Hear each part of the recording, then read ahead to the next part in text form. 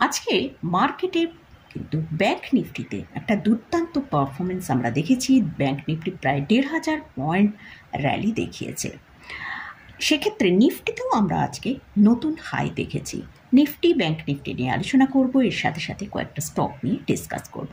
তাহলে ভিডিওটা শুরু করা যাক। আমি নিরুপমা, শেয়ার শেখো চ্যানেলের পক্ষ থেকে সকল বন্ধুদের স্বাগত জানাই। আর চ্যানেলটি যদি সাবস্ক্রাইব না করে থাকেন তাহলে অবশ্যই চ্যানেলটা সাবস্ক্রাইব করে নেবেন, আর পাশে থাকা বেল আইকনটা প্রেস করে রাখবেন। আমি ভিডিও আপলোড করার সাথে সাথে আপনাদের কাছে ভিডিওটা পৌঁছে যাবে। আর যদি টেলিগ্রাম চ্যানেলে জয়েন না করে থাকেন, টেলিগ্রাম চ্যানেলের লিঙ্ক আমি ডেসক্রিপশানে দিয়ে রাখবো, আপনারা চাইলে জয়েন করে নিতে পারেন, কারণ সেখানে রেগুলার আমি মার্কেট নিয়ে আলোচনা। আগে নিফটি নিয়ে আলোচনা করি। নিফটিতে আজকে আমরা দেখেছি মার্কেট যখন ওপেন হয়েছিল নিফটি ২৩,৬০০-র ওপর কিন্তু ওপেন হয়েছিল। সেখান থেকে কিন্তু আমরা একটা খুব ভালো প্রফিট বুকিং দেখেছি এবং তার ফলে নিফটিকে দেখলাম ২৩,৪১২ পর্যন্ত নিচের দিকে লো করলো। সেখান থেকে আবার কিন্তু নিফটিতে একটা দুর্দান্ত পারফরমেন্স দেখেছি এবং সেখানে ২৩,৬৬৪ পর্যন্ত নিফটিতে র্যালি দেখেছি। তো আজকে আমেরিকা মার্কেট বন্ধ আছে। আগামীকাল আমাদের মার্কেট কীরকম ট্রেড করবে সেটা নিয়ে আলোচনা করছি। ২৩,৫২১-এর নিফটিতে আমরা ক্লোজ পেয়েছি। তো মোটামুটি নিফটি যদি আগামীকাল ২৩,৪৭৫ থেকে ৫০০-র কাছে ওপেন হয়, এবং সেখানে আমরা দেখতে হবে যদি নিফটি ২৩,৪৫০-কে সাস্টেন করতে পারে, ওপরের দিকে ট্রেড করতে থাকে, তাহলে কিন্তু নিফটিতে আমরা আবার ২৩,৬০০-র ওপরে যেতে দেখতে পারি। আর নিফটির যেটা ইম্পর্টেন্ট লেভেল ২৩,৪৫০, আর নিফটির জন্য যেটা স্ট্রং সাপোর্ট সেটা হচ্ছে ২৩,৪০০। তো এই লেভেলগুলো কিন্তু আমাদের ওয়াচ করতে হবে। যদি নিফটি ২৩,৪০০-র নিচে ট্রেড করে তাহলে কিন্তু ভালো সেলিং আসার চান্স আছে। আর এখানে একটা কথা বলি, মার্কেট কিন্তু অনেকটা হেলদি হয়ে গেছে, তাই কিন্তু মার্কেটের মধ্যে আমরা এতটা ভোলাটাইল দেখতে পাচ্ছি। যেমন মার্কেট সর্বোচ্চ হাই তৈরি করছে, সেই সাথে সাথে কিন্তু খুব ভালো ডিক্লাইনও মার্কেটের মধ্যে আমরা ইন্টারডে বেসিসেও দেখতে পাচ্ছি। তাই একটু মনে হয় আমাদের সচেতন থাকা দরকার। আর মার্কেটে হয়তো একটা প্রফিট বুকিং আসার চান্স রয়েছে, সেক্ষেত্রে কিন্তু মার্কেটে একটা ভালো সেলিং আসার চান্স আছে, তাই লেভেলগুলো একটু ওয়াচ করা উচিত। তো এটা গেল নিফটি নিয়ে আলোচনা করলাম। এবার আসছি ব্যাংক নিফটি। ব্যাংক নিফটিতে আজকে প্রায় আমরা ৫১,৯৫৭ পর্যন্ত হাই দেখেছি। ব্যাংক নিফটি সবথেকে বেশি ভালো পারফরমেন্স আজকে করেছে, যেটা নাকি ব্যাংক নিফটির একটা ডিউ ছিল। নিফটিতে আমরা মাঝে মধ্যেই হাই দেখেছি, কিন্তু সেক্ষেত্রে ব্যাংক নিফটিতে কিন্তু আমরা অনেকটা পরে আজকে দেখলাম যে অনেকটা ভালো র্যালি ব্যাংক নিফটিতে এসেছে। তো ব্যাংক নিফটি আজকে তার যে ইম্পর্ট্যান্ট লেভেল ৫০,৩০০-কে কখনোই ব্রেক করেনি। ৫০,৩০০-কে স্ট্রং সাপোর্ট রেখে ব্যাংক নিফটি ওপরের দিকে ট্রেড করেছে এবং আমরা হাইও দেখেছি ৫১,৯৫৭ পর্যন্ত। ব্যাংক নিফটিতে আমরা ক্লোজ পেয়েছি ৫১,৪৩৯।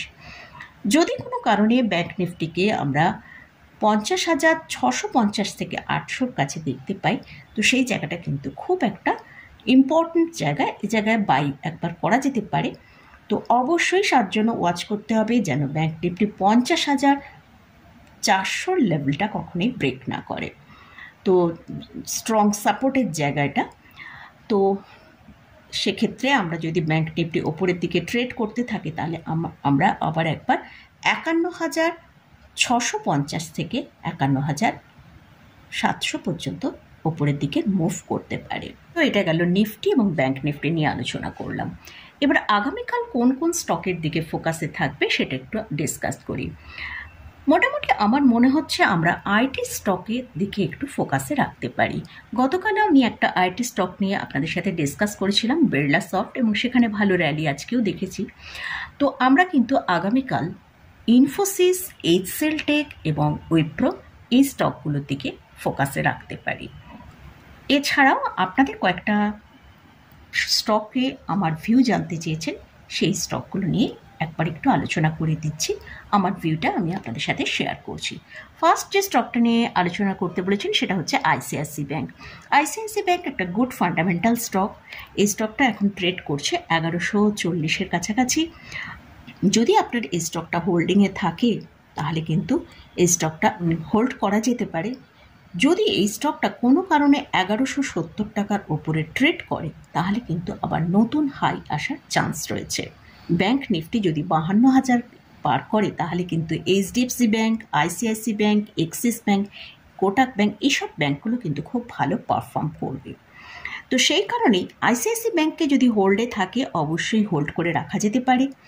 1170 টাকার ওপরে ট্রেড করলে এই স্টকটার ভেতরে আমরা আরও ভালো নতুন হাই দেখতে পেতে পারি। আর এর জন্য যে স্টপ লসটা ফলো করতে হবে, 1050 টাকা স্টপ লস রেখে হোল্ড করা যেতে পারে। যেহেতু এই স্টকের ফান্ডামেন্টালি খুব স্ট্রং, তাই যদি বাই করতে চান তাহলে অবশ্যই একটা ভালো ডিক্লাইন এলে, মার্কেটে ডিক্লাইন এলে এসব স্টকগুলো নিচে আসবে, সেক্ষেত্রে কিন্তু ডিক্লাইনে বাই করা যেতে পারে। মোটামুটি আমার ভিউ অনুযায়ী স্টকটা যদি আমরা কোনো কারণে 950 থেকে 1000-এ পাই সেক্ষেত্রে কিন্তু খুব ভালো বাইং হবে। নেক্সট যে স্টকটা নিয়ে আলোচনা করছি সেটা হচ্ছে এক্সিস ব্যাংক। এক্সিস ব্যাংককেও আজকে আমরা কিন্তু খুব ভালো একটা পারফর্ম দেখেছি। এক্সিস ব্যাংক 1226 টাকায় ক্লোজ হয়েছে। এই স্টকটারও ফান্ডামেন্টালি খুব গুড স্টক। আর এই স্টকটা যদি আপনার হোল্ডিংয়ে থাকে তাহলে 1245 টাকার ওপরে চললে তাহলে কিন্তু আমরা একটা নতুন হাই দেখতে পেতে পারি। আর এই স্টকটা যদি বাই করতে চান তাহলে অবশ্যই কিন্তু কারেকশানে বাই করা যেতে পারে। স্টকটা 1050-এর কাছাকাছি পাওয়া গেলে সেক্ষেত্রে একটা ভালো বাইং হবে। হোল্ডিংয়ে থাকলে যে স্টপ লসটা মেনটেন করতে হবে সেটা হচ্ছে 1150 টাকা স্টপ লস রেখে হোল্ড করা যেতে পারে। লাস্ট যে স্টকটা নিয়ে আলোচনা করছি সেটা হচ্ছে আইএক্স। এই স্টকটা ফান্ডামেন্টালি কিন্তু খুবই স্ট্রং স্টক, কিন্তু রিসেন্ট আমরা এই স্টকে খুব ভালো সেলিং দেখেছি। বেশ কিছুদিন ধরেই এই স্টকে সেলিং এসেছিল, তাই আমরা একবার ম্যাক্সিমাম চার্টটা ওপেন করে নিচ্ছি। সেক্ষেত্রে আমরা দেখতে পাচ্ছি স্টকটা কিন্তু তার হাই প্রাইসের থেকে 63% ডিক্লাইনে এসেছে, অর্থাৎ 321 টাকা থেকে 117 টাকার দামে এসেছে। তো এখানে আমরা দেখতে পাচ্ছি স্টকটায় কিন্তু একটা ওপরের দিকে মুভ দেখানোর চেষ্টা করছে, যেটা হয়তো এখানেই একটা বেস তৈরি করে নেওয়ার চেষ্টা করছে। তো এর জন্য যদি লং টার্মের জন্য স্টকটাকে হোল্ড করে রাখা যেতে পারে তাহলে কিন্তু ফার্স্ট যে টার্গেটটা আমরা দেখতে পাবো সেটা হচ্ছে 237 টাকা। আর যদি আপনি আমার যে ভিউয়ার তিনি বলেছেন 165-এ তার বাই করা আছে। আর যদি শর্ট টার্মের জন্য আপনি স্টকটাকে হোল্ড করে থাকেন তাহলে অবশ্যই 172 টাকা স্টপ লস আপনাকে লাগিয়ে রাখতে হবে। ওপরের দিকে যদি কিছুটা আরও ওপরে যায় সেটা যেতে পারে, তো 172 টাকা স্ট্রিক্টলি স্টপ লসটা ফলো করতে হবে। তবে এই স্টকে মনে হয় লং টার্মের জন্য হোল্ড করলে ভালো বেনিফিটটা আসতে পারে। তো মোটামুটি বিভিন্ন স্টক নিয়ে আলোচনা করলাম এবং ইন্ডেক্স নিয়ে আলোচনা করলাম। এটা শুধুমাত্র আমি আমার ভিউটা আপনাদের সাথে শেয়ার করলাম। আমি কিন্তু ইন্ডেক্সে বা কোনো স্টকে কোনো বাই রেকমেন্ডেশন করছি না। তো আপনারা যদি এই স্টকে বা ইন্ডেক্সে কোথাও কোনো বাই করতে চান আগে ভালো করে আপনারা চার্ট অ্যানালিসিস করে নিয়ে তারপর বাই করবেন। আমি এখানে কোনো বাই রেকমেন্ডেশন করছি না। তো মোটামুটি আজকের মতন ভিডিওটা এখানেই শেষ করছি। ভিডিওটা যদি ভালো লাগে অবশ্যই লাইক করবেন, শেয়ার করবেন, সাবস্ক্রাইব করবেন। ধন্যবাদ।